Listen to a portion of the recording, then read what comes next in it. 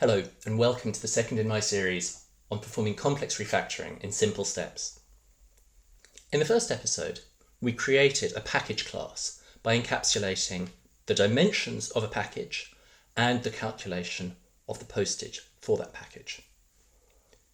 Here's the class we created with the 4 dimensions as fields and the public method to calculate postage in base currency. Today, I want to turn our attention to postage in base currency and see how we can refactor this to a more idiomatic, object-oriented design. Before I start, let's compile the code and run all my tests. Everything's green, so I'm good to start. If I look at the code, I can see that I have 1, 2 if statements and 1, 2, 3 return statements. I have 3 branches in my code. This is coming close to the switch statement code smell. And there are certainly things I can do straight away to make the intention of this code clearer. So I'm going to start by decomposing the conditional. To do this, I'm going to extract each of the if statements and each of the then statements into a method which will describe what it's doing. If I look at my first if statement, I'm checking that all of the dimensions are below a certain threshold. This tells me that I'm looking for a small package here. So I'm going to extract a method called isSmall. I'm then going to look at my next if statement. It looks to be a similar thing, but for slightly larger measurements. So I'm going to call this isMedium. And I can now turn my attention, having run my tests, to the then statements. My first one is returning the postage in base currency for a small package. So logically, I can call it small package postage in base currency.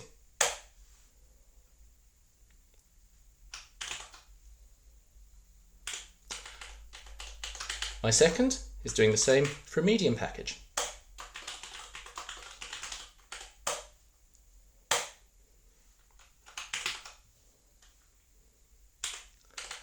And my final one must be for a large package.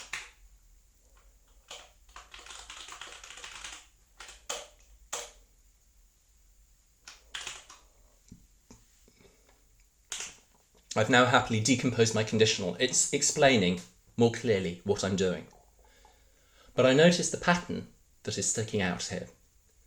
I've got 3 methods: small package postage in base currency, medium package postage in base currency, large package postage in base currency. This is telling me that maybe I've got 3 types of thing: a small package, a medium package, and a large package. So what I'd like to do is move this logic onto new classes which express this. We'll start with our small package. I'm going to extract class from this. I'm going to call my class small package, and I'm going to make the method public and place it in the same file. Run my test to make sure this has worked. And if I look at the code that I've created, you can see I've got a small package class with a public static method on it.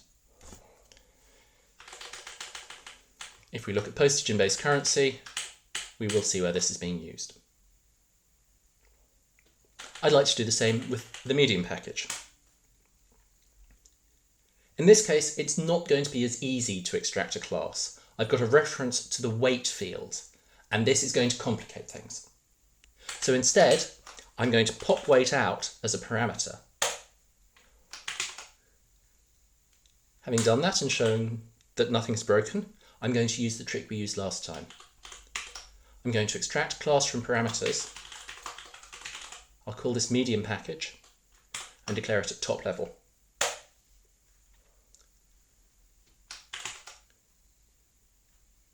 You can see that my method now takes a medium package parameter. I can now move my method onto medium package and make it public. Check that works. And here we have the medium package class. We're familiar with the fact that ReSharper creates a little bit more boilerplate than we would like, so we can tidy that up. And finally, we've got the large package method. And we want to do exactly the same with this. We pop these fields out as parameters.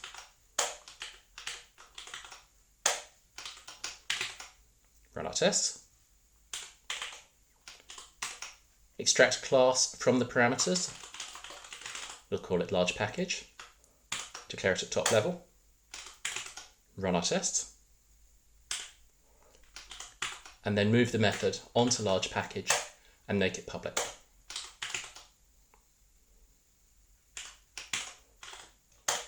Here's our large package. We can make all the fields read-only.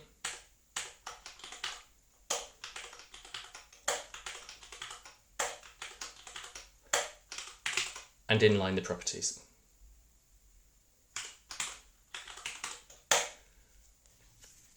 So if I look now at the implementation of the original postage and base currency method, I can see that I'm delegating my then statements through to my small package, my medium package, and my large package.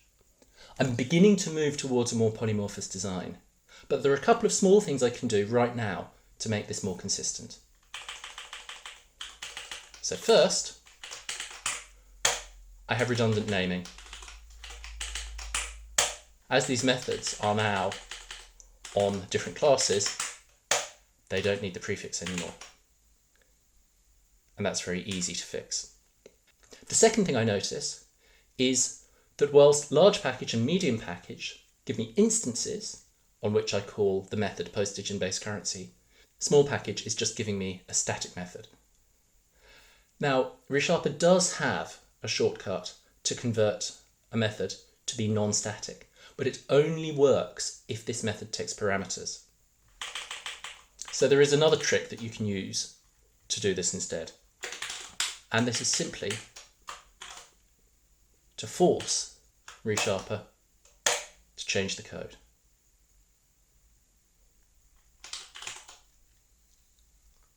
And now we can see that each of my three branches has exactly the same pattern. I've moved much closer to a polymorphous design.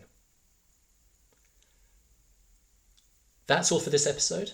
In the next episode, we'll look at implementing full polymorphism in this code. Join me then.